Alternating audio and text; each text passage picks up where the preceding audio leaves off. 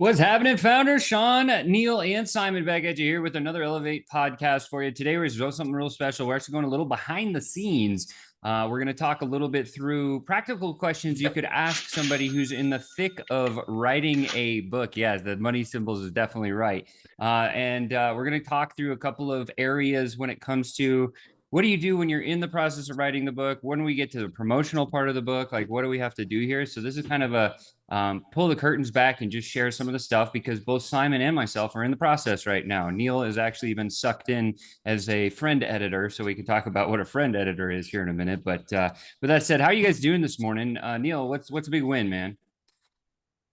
Just working with a colleague at the moment on a couple of webinars that we're putting out to try and get more business and so on. So using them as lead magnets. So that's been keeping me quite busy. And I mentioned to Simon on Monday that we had a lorry that ran into a lamppost in the village that took out the power for the village for most of the afternoon. So, things that you have to deal with in Portugal, which was quite fun. And there's a picture on Facebook of him running into it. And I sent it to you, Simon, so you can take a look at that and just giggle. That's hilarious. I used to live in Vegas for 20 years, and I recently moved back to Colorado, and they had they called it like a micro wind burst storm or something there yesterday, and it knocked down like over 100 telephone pole or power poles. And so like think about this, like it's 110 degrees there right now because the middle of the summer it's really hot, and now there's like neighborhoods without AC. So that's insane. Same thing, crazy.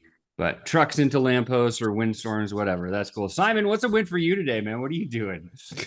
I made good progress with the book, and the two blogs that I started in January, one of them has started monetizing. So there are 3 monetizing loops around one of those 2 blogs. Pretty cool. I think that should be a future episode, is like monetizing a blog. I think I'm going to put that down.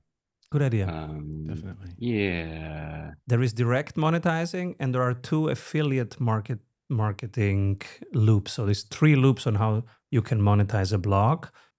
Basically paid subscription, being an affiliate, and receiving affiliate referrals. So it's 3 times how you can monetize. Well, we'll talk about, I think that's a story for another day, because I think, well, it's kind of tied into what we're doing today. But today, as we mentioned, we're talking about practical questions we can ask somebody that's kind of in the process of writing a book. So if you're out there as a new founder or a founder that's been around for a long time, has some expertise, you want to write a book, this is the episode for you. So we're going to start with the editing process. We're going to jump right in here. So Simon, I'll pop over to you, and then we're going to chat with you, Neil, in a second here.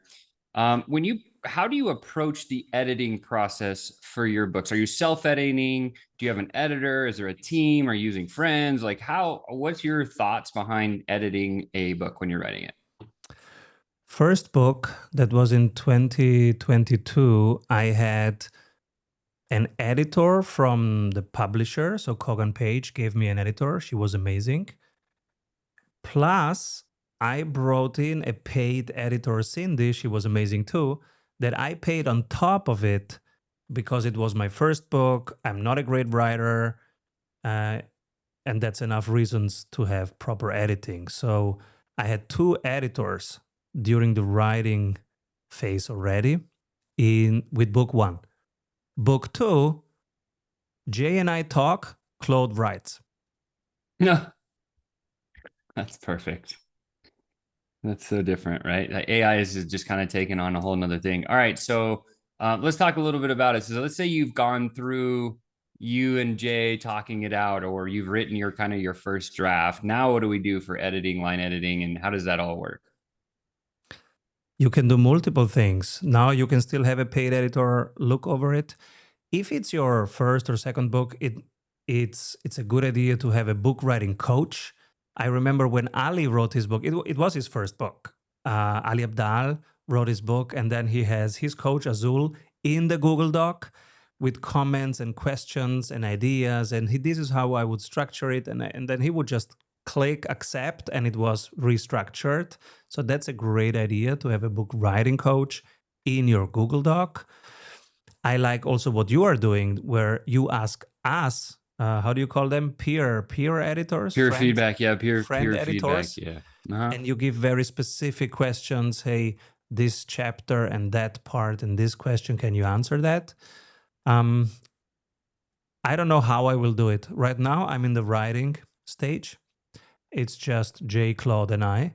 At some point, we will go into the final editing. I guess that's August, September. I don't know yet how we will do it. Yeah, for sure. Neil, you've been on the inside track of being a what have we coined a friend editor or a I guess in your network editor, somebody that we trust. This is what I did. So for anyone listening, I've spent the better part of almost 3 decades learning how to do what I do. Got really good at it. Wrote some book stuff in a book, and before I actually went to a full like editor person, I wanted pure feedback. So I chose 7 to 10 people that I deeply trust. And I gave them a copy of my book to read for feedback. And I asked them like 3 direct questions. And so, Neil, you were one of those people. First of all, how did that experience feel for you, just overall? And then, secondly, do you think that's a good way to edit a book? Well, I think the experience for me was really good because one, you gave me some pointers on what you were looking for. So instead of me going through the entire book and making comments on specific things that I think, obviously you were looking for specific feedback regarding the various topics that you mentioned to me. And I think for somebody who's not gone through that process before, being a friend editor, as it were, obviously I've looked at documentation in my old organization and was a review for in terms of grammar and things like that. But for me, it was a much better process for you to give me that sort of those pointers and to go through. So I actually enjoyed the process. I obviously made a few comments here and there about things, whether I didn't understand maybe parts of the book or it didn't flow or whatever the issues were. So I was taking it from somebody who really doesn't maybe fully understand the subject, which was, I think, is a good idea as well, to get people who really don't sort of aren't the main target audience, get somebody who's not completely familiar with the process and workflow, especially if it's new to them. And does it flow? Does it work? Does other bits that are just not understandable? So I really enjoyed the process, and it didn't take me too long because once I was in the zone and I knew what you were looking for, I just read it from top to bottom and then started making comments. And I think the Google Doc approach is really good because one, you can see when I've read it, what comments I'm making, how I'm progressing through the book and things like that. So I think it's a really easy process. And I like the fact that you gave each person their own copy of the doc, whereby wasn't then getting confused around, well, because you could be influenced by other people's comments. Right. So I think having a completely blank sheet and for you to just go through the editing process and for me to make those comments without seeing anybody else's is a really good approach. Yeah. And I So forgot I was thinking about how do you do that because I was a friend editor for a book once upon a time, and there was like 5 of us that were editing, and everyone was leaving comments and all over and so it was like so difficult, right? So a few pro tips if you are writing a book and you want to do this friend editing thing, just so you know. Number one, make a copy that's controlled for each person you give it to. And after you've gone through their edits, remove their access so that you now have just the one copy. You don't want to leave a loose copy out there. Make an individual doc for each person and then give them a timeline and ask some questions that you want some feedback on. I think like that's kind of the big outline But of how how do to do that. you have then 5 version or how do you aggregate it back into one? So basically what I did is I chose this. Actually, I chose 10 people because there's like 3 on my team that I wanted to read it. And I made 10 different copies. And in the title, I just said the person's name, controlled copy, and the date. And then that person goes there. Now, when that person gives me feedback via email, or if they make a note on the doc, I get an email. And then when I have my time, I go through their edits and I read them and I absorb, and then I go make changes. And I'll go to the next person and I'll do the same thing. In the And main I'll doc. So yeah, and I'll have one doc that's a main doc that I have like my master copy, and then I've made copies of that, and I've handed those ones out, and then I'm going to destroy those, but keep the main copy after I change it. Yeah, that's how I'm doing it. Yeah. Yep. So and that's so far it's been super easy, and the feedback is great because I chose the one thing that was very particular on who I chose is I chose different personality types because I believe, as we all know, there's 4 personality types. I was an extended disc student. I used to teach it. And I know that the high D personality versus the high S personality read and absorb information differently. So if I can have all 4 people, different versions of those people read and give feedback, now I can edit it down for more of like, oh, this topic or this part of the book should be directed at that kind of personality. This one to be written this way so that the other person reading this can get that information. And so I think that's going to be an all-encompassing way to keep everybody engaged as they read. That's what I was thinking about. Genius. Do you plan to do it also as an audiobook? 100%. Yep. And let's talk about that for a second. I think I think about the big actor. What's his name? Good looking dude. Lives down in Austin, Texas. He's been in like a bajillion movies. Matthew McConaughey. Yes, thank you. Wrote the book Green River or something it's called. Green Lights. Green Lights. Yeah, that book was incredible. He read it in his own voice, and he could epitomize like some of the things through those stories that I don't think like hiring someone to read it would have caught. And so I do think when you read it yourself, if you have a good enunciation voice, great. If you don't, buy a really fancy mic that makes you sound awesome. And then you're good. Like I think self-reading it is a way to save a little bit of cash. It also gives you another copy of reading through it, so you know what's in your own book after you're all done with it. And then people start to hear your voice. So then if they see you on social anywhere and they hear that voice, they'll be like, oh, that's Sean. Like, what's he doing? Or that's Simon, and that's interesting because I think there's like mental recall there too. So I am going to read my whole book and record it as an audiobook as well. I am planning on doing that. How about you, Simon? Let's go back to you because I think that's interesting. Is like, talk about how? Okay, so you and Jay Abraham are writing a book, amazing, and now you're using Claude to help you format the words, and then you're going to dump those words on a doc of sorts, and then what happens from there? This one will definitely be also an audiobook. I made the mistake with the first one. The book is like a recipes book, like a cookbook. And, you would never listen to a cookbook. You just use it. You go to the chapter, you use it when you need it. That's the Strategy Sprints book. It's literally a cookbook for how to run a business. And then later on, I had a problem because it doesn't translate into an audiobook. But 80% of my ICP entrepreneurs doing 1 to 5 million, they don't have time to read. They consume books like I do. They're in their 40s and consume books while they work out or while they commute. So they listen to books. And mostly they listen on Audible.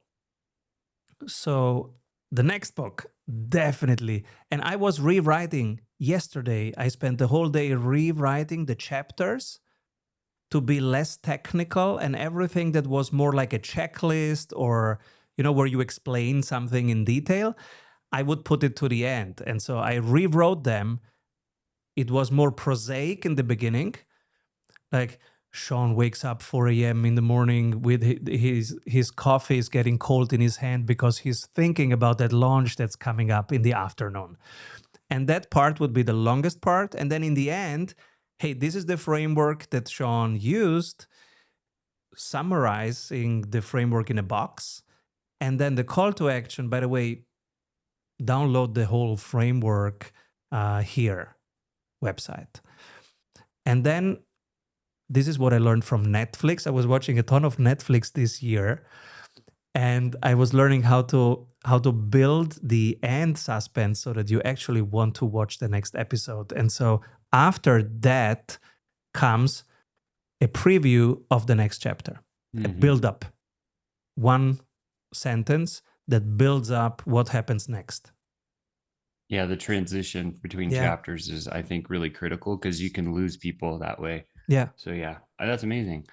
And then in terms of, I guess, let me ask this, what's been the most challenging part of editing so far? I'm not editing yet. I'm just writing, discussing, writing. The most challenging part, the first one was to find the title. We had multiple rounds on finding the title. Then it was, who is it for? We started with one ICP in mind, and we quickly went into writing. And then after 2 weeks, we pivoted the ICP. We said, wait a moment, is this the ICP? And Jay is really strategic regarding to this. He saw a part and said, Simon, wait a moment, are we laser focused on this ICP? And I said, no, Jay, no. And then we went back to the beginning, defined the ICP new, and that changed the whole book. So last week, we pivoted the book completely right now, so that was one tough thing, really nailing the ICP, because maybe not the first ICP that you really define is the best one. Then allow yourself to really pivot, because this is key. Who are you writing for, and what does the book actually do for them? And then, so I went back to each chapter, rewrote each chapter, making sure that each chapter contributes to that.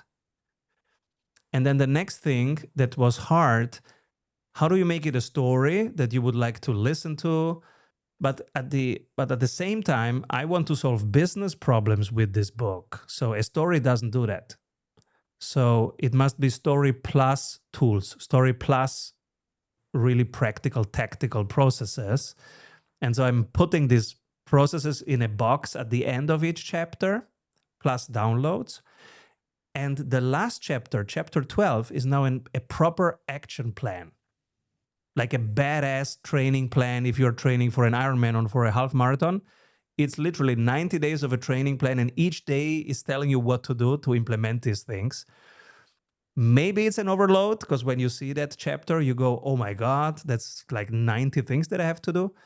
But on the other side, if the 11 chapters touched you, maybe that's the proper implementation handbook.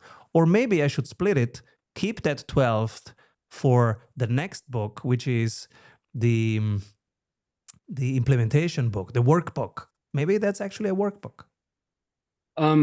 I love the idea, and the piece that I would add here is the psychology behind why you wrote the last chapter. And what's interesting is the people in the books that I've read that have caused me to like lean into them and like go get more information is in the last chapter of the book. Typically last few chapters, they would overwhelm me with, oh my God, this is going to be impossible to do myself. Like that was the feeling that I got reading those books. And then when I got to a last chapter, like you just described, I'm like, this is an amazing game plan.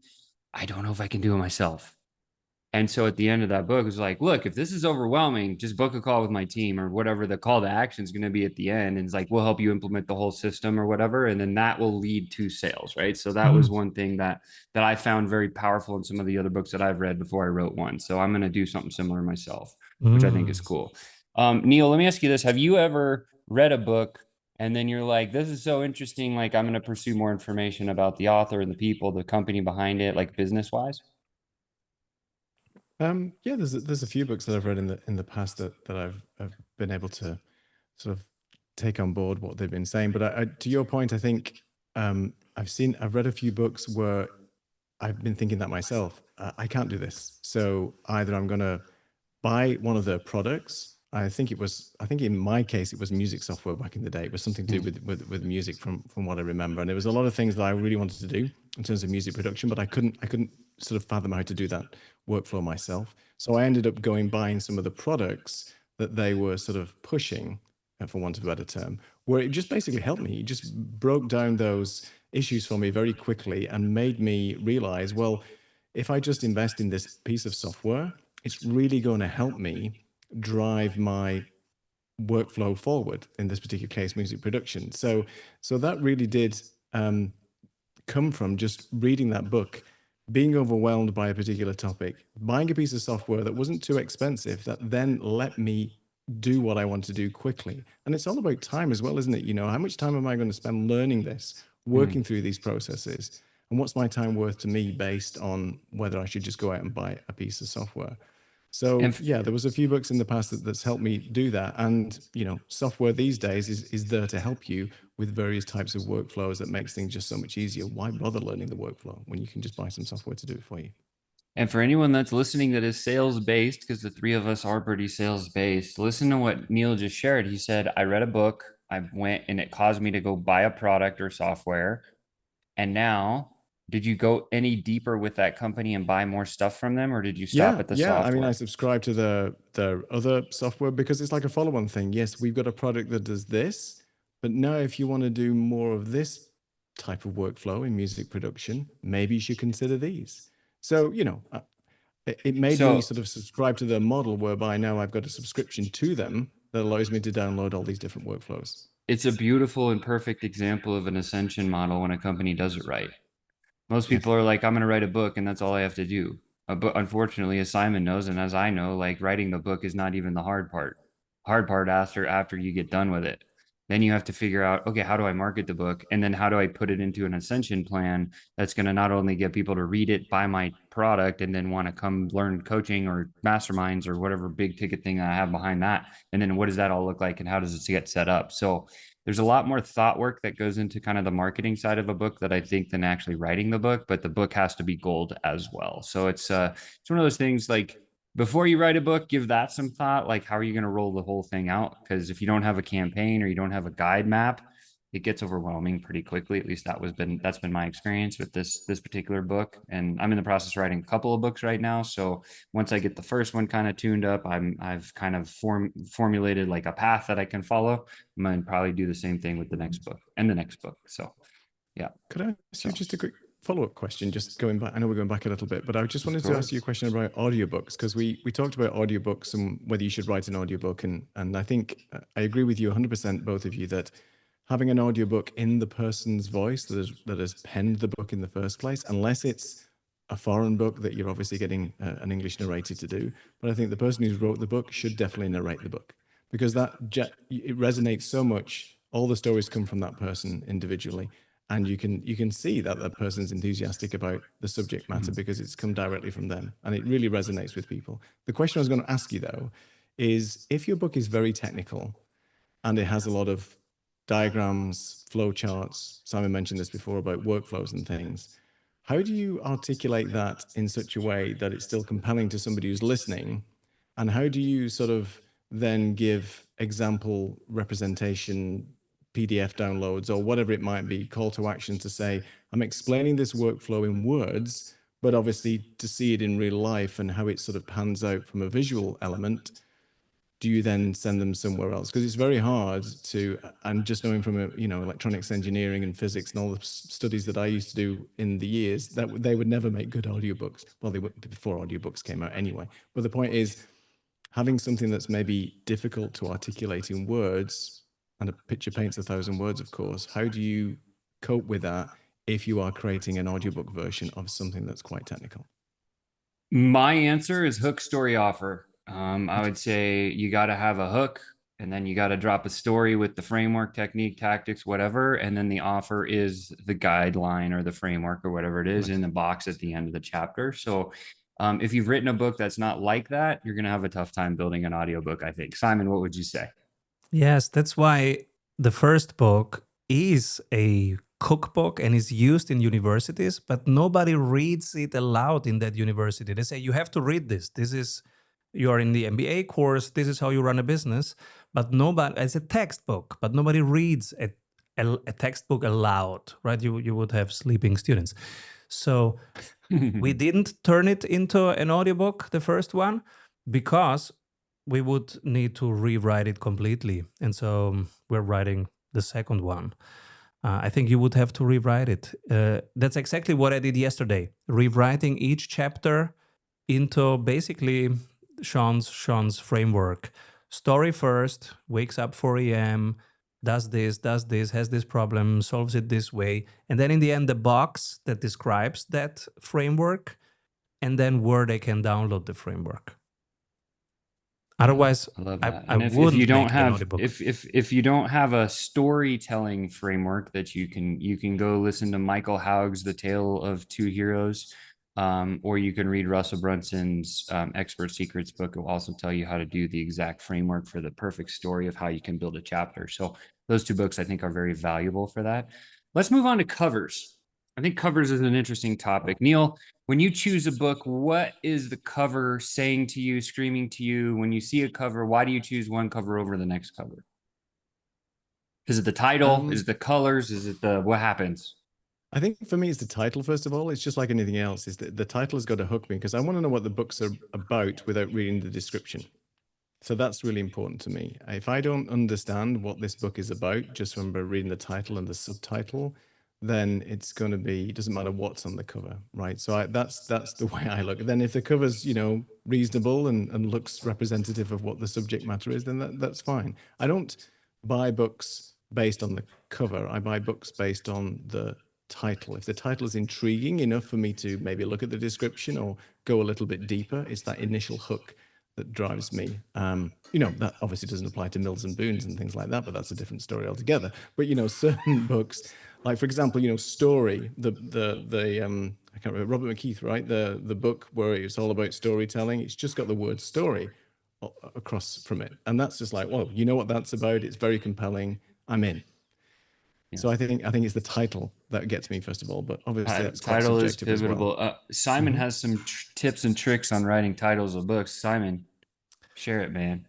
How do you do titles? How do you do book covers? Let's start there because it's a bigger topic. Yeah. Cover, I like to think strategically and think also the products that you're going to launch 1 year later, 3 years later, 5 years later, because you are branding. And so you want it to be coherent 10 years, 20 years, 30 years. So what I did is we had a publisher, and when you have a publisher, this is one of the conflict points. They want to, they have a brand, and so they need to be coherent with their brand. So Kogan Page gave me the first version of this, and it was orange. And I said, guys, our brand is different, so we need blue in here. And then we were back and forth, back and forth, back and forth. 50-50 chance that the publisher and you are going to split, but it was important. And in the end, we found a compromise. They visualized something that's like a sprint track, and it has the exact colors of the brand. Now, if you look behind me, you see that our product, the 200K Club, and the other products have the same colors. And this is important because people find you in the internet. And if I trust you, I heard your voice, now I see the colors, I see the branding, that trust continues. If you break it, you have to start from scratch. Oh, what is this yellow thing now? Oh, is this still Sean? If you break it, you start from scratch. And that's why one strategic thing is think about your branding and have it coherent. Will be easier. My model is Apple. You put all devices on top of them, they have the same rounding. That is, I think, the masterclass in product design. That reflects a cohesive brand. You see a product and you know, oh, this is an Apple product. You see it on the street because of that rounding. So that's what I mean with a strategic thinking. And then the next thing is, if you think about good book covers, Neil said it, if I don't know what it is, I don't read it. I think a very good question is, I wish I had, or I want. I wish I had Atomic Habits. I want a 4 hours work week. I wish I had Strategy Sprint. Fail, epic fail, but it's okay because it was, owning the term and defending the IP. And then when the next languages come, you don't have nothing to say. They don't ask you. The other countries, the other languages, they don't ask you. This is China, completely different. Nobody talked to me before doing this. And Russia is also not talking to me. I will get a finished product delivered. Oh, that's awesome. That's funny. That's funny. I always think about I love that because I just got a book from a buddy of mine. Here's the title. What do you guys think of this one? Handling objections. Yeah. Well, Good. You know what it's about. Yeah. Okay. Clues for closing the sale. Yeah. But it will not be a viral book because nobody wakes up in the morning. I wish I could handle objections. Yeah, like nobody does. Right. That's it. Depends if people are mean to you in the morning or not, but maybe that's one way of looking at it. Yeah. I love that. So helpful. Thank you for the cover side of the house. Personally, I think AI can help a lot. I have a magic prompt that I should probably share. Have I shared it with you guys? I don't know if I did or not, but you basically just share the information about their book. And I haven't gone through the whole thing yet, but you can upload like branding colors and all the other stuff and say go, and it'll kick you out like 10 versions. So it might be a cool prompt for you guys. Oh, yes. Share it. Yeah, I'm going to try it. Yeah. Cool. And for anyone else listening that wants that, DM me, ask me for it. I'll send it to you. Okay. let's go to next topic was publishers and self-publishing. We kind of talked about this a little bit. Traditional publishing versus self-publishing. Neil, have you, as a consumer of books, or maybe even thinking about writing one, have you given any thought to, like, would you self-publish or would you hire a company? Why not? I think I did speak about this before, and I think for me, trying as a solopreneur and trying to keep budgets as low as possible, if I have something compelling to say in a book that I'm writing, then I would probably go down the self-publishing route. Just for Okay. now, just to test the water, because I could almost use it as a marketing exercise. If there is a market for this particular topic, then maybe if I do a self-publish workflow and just test the water, and then that might be the best route for me because it's very low barrier to entry. There's little to no cost. I can use AI to do as much of that and maybe just publish on, Amazon KDP or something like that, just to try it. So that would be my route. I think if I was more established, like yourself and Simon, I probably, because the market is known better by those publishers, as Simon said, there's a little bit of conflict sometimes there, but they know how they can sell the book. They know where to push it. They know how to market the book. I think if it's something much bigger and you want to sort of drive more revenue from that book, then I think going down the publishing route is the way forward. But I think nowadays, because there's so much software and things available to you, why not go and try and self-publish? Yeah, I think the advance in technology has gone a long way. Simon, you've gone the other way. You went with traditional publishing first, and now you're thinking about self-publishing or maybe even a hybrid approach. What's led you to the decision? And I guess what surprised you the most about having a publishing company? Self is faster and you have less conflicts about the cover and the title. You can do whatever you want. So self has a ton of pros. Publisher had also some pros if you want more credibility, because if you say I'm great, that's not really building up credibility. But if somebody else says I picked this author because they're great, that's already one element of credibility. And there are some publishers where it's really hard to get in, and so and they're doing a great job in promoting it. Then why not? If I get an offer from Penguin, I say yes. And then, for example, Jay has now an idea. There is a publisher in Japan that he likes, and he sees reasons why we should do it with them. I didn't meet them yet. I will talk to Jay tomorrow and find out more. So if you have a specific reason, because that publisher has a market that you can't access or has a specific, let's say they are in all airports and you want to be in airports, then maybe yes.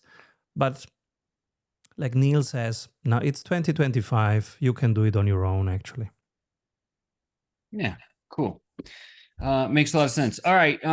Let's see. Friends and feedback. We kind of recovered that one. Paid teams of contractors. We talked about editors, designers, marketers. Let's talk about marketing.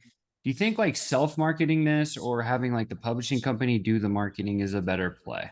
They don't do any marketing. So this is the big misconception. No publisher does any marketing. They do only print it and then put it on the rails. What are the rails? Airports, Barnes and Nobles, etc. Those are the rails, and all publishers have access to those rails. That's it. Then maybe they give you like 3-4, like, hey Simon, you can present your book at this show in London, etc. I said no to every single possibility to present it, but the reason is I don't commute. So I have a list of things that I started in my 30s. I'm 45. Now that's a long list of things that I don't do. It's a very long list. And one of the things is I don't commute. By the way, I recommend doing a not do list. I call it the I just was writing list. that down. I think that's like the hot tip of the day, like things I don't do. Like, Yeah. And then just make a list of that and then like stick to it. I think that's amazing. Start with 5 things, because you have to introduce some boundaries as an entrepreneur, otherwise you will burn out. 100%. And so you start with 5 things. Maybe you don't work at specific hours or you don't work the weekend, but then you go deeper. And so one of them is I don't commute. So you can offer me $200,000 to go and show my book and tell about my book in London. I will not go there. So my way of promoting it, I said no to TED Talk. Um, so it has also some downsides, obviously, to have this rule, but it's fine. I'm alive. I'm doing well. And I have boundaries. Boundaries are a great thing. So the way I promote the book is being on a podcast tour. For 6 months, I will be like the Rolling Stones or Led Zeppelin. I'm on stage. And that means I am on 4 or 5 podcasts every afternoon. My afternoon, American morning, I'm on podcasts. And so that's 3-4 hours just every day for 6 months. And that's my promotion on tour. And the last 5 minutes, they ask me, people, where can people find your book? And I point them to where they can buy it. That's my way of promoting it. Plus some emails. Plus we're thinking how to collect people's email addresses in one stage. That will be November, first week, by giving away some valuable things that are in the book, extrapolating them, giving them away to 80 partners that send them to their email lists. So imagine your 80 partners have 1,000 people on their email list. Now you're giving a freebie to something valuable for free to 80,000 people. And so that makes you collect 80,000 email addresses. Now in step 2, we can activate them. Guys, the book helps you free up time, 20 hours per week. Hey, what about a 5 days challenge? Jay and I do this with you, 5 days, a challenge. Do you want this? Maybe we can free up already a good chunk of those hours. And then there is a workshop. Hey, join the workshop. We will show you the book and some behind the scenes. And then there is a program. And then there are side programs. If you want to write your book, we can help you write your book. So there are different activation and engagement activities that we're thinking about that should build upon each other and make it a communal thing, because it's much more fun when you involve people who are into it. Perfect, right? I'm just going to ask the question to you, Simon, here. What's been the most rewarding part of the process so far for you? Yesterday was so cool when I rewrote everything, because I woke up 4 a.m. sweaty and I was like, no, the book needs to change. And then I drank like 3 coffees and started working on this. I had to push myself because I knew I have to change each chapter. And that felt like, oh my God, like a Goliath task. Yeah. And so the good thing, 6 hours later, I felt very relieved because I made it through that Goliath task. And tomorrow I'm meeting Jay, and I think he will be very happy. So that was the highlight, the 6th hour, after 6 hours of struggle. It's like after a hard workout, I felt like I'm proud of myself. I did a hard workout. It's the endorphins after you get it done. I like it. Cool. All right. So, Neil, I'm going to come to you. You've been in this conversation for a minute now. What advice would you give to another founder thinking about writing a book? I think the one of the biggest problems people have is, and I was the same, because I'm definitely thinking of writing something, is, I don't have anything compelling to write about and put it out there. I think it's the self-doubt thing. And I would just say to anybody that you have a unique perspective, because it's from you, it's your life, it's your experiences. And if you have something to say, then why not put it down on paper and write a book? There's no reason now. It's as I mentioned before, it's even easier to start writing something, even if it's just compiling notes from your extensive blog or Substack posts that you've been doing over the years. Many people have written books based on blog articles that they've written over 10 years. You may have all this information ready. You just need to compile it and put it out there. So my advice would be to anybody who's thinking of starting, is just go and start putting some stuff together and write a book. It's even easier now to just use AI as your writing partner to just go and take a look at some ideas, a back and forth, have a conversation with AI, whatever it might be. It's very easy now, I think, to do that. And there should be no reason not to start writing a book. You've got it in you. Why not? I love it. Simon, over to you. What advice would you give to another founder thinking about writing a book? Don't write a book because there are so many. But if you have something that helps, and the best way to convey that is a book, do it. Do it. So similar to Neil, if you have something to say it. I remember I had a boss, super hardcore guy, like a Navy SEAL kind of guy in consulting, and he was always like, And then one day he gave me, in a debrief, he gave me feedback, and he said, Simon, you have something to say. That's it. That was the debrief. You have something to say. Perfect. It stuck with me. It stuck with me. So yes, if you have something to say and the book is the best vehicle, do it. Do it and implement all these chapter nuances so that it actually creates audience for you. I love it. I think that's amazing. And we're going to end the episode right there on that one. So guys, thank you so much for listening to the Elevate podcast this week. This was a really hot topic behind the scenes of how to get through the book editing process, what to do, the marketing campaigns, promotions, everything in between. Thank you, Neil Fairmond and Simon Severino. I'm Sean Malone for being here today at the Elevate podcast. Can't wait to see you next week. Don't forget to smash that like button, share this out to somebody else who needs it, and leave a comment below. We'll talk to you guys soon. Bye for now. Avoid trying to do thousands of things that doesn't work.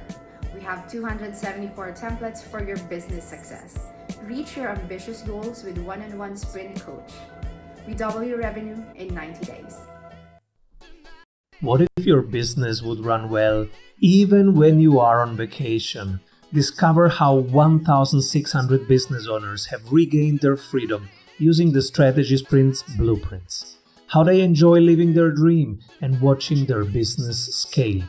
Get the exact checklists they use to go from stressed to fulfilled using the Strategy Sprints method.